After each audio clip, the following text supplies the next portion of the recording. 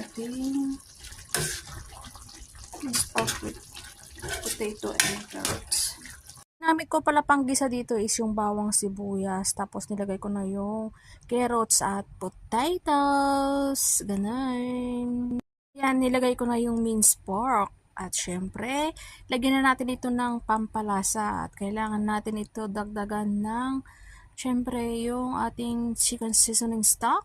At yung black pepper. At syempre, gisa-gisa muna natin para sa ganon malasa dahil kailangan natin ng kulay at maging makulay yung ating buhay. Ganun yan, no? Black sauce lang yan. At lalong malasa yung ating lulutuin. Ganun yun. Dapat madiskarte din tayo sa pagluluto kung paano ito masasabing malasa nga. Syempre, masarap, di ba? Syempre, dagdagan natin yan ng konting tubig, guys, para sa ganon maluto yung ating karne, carrots at potato. Ayan, isinimmer ko lang yan ng within 15 to last 20 minutes. Done. Yan na.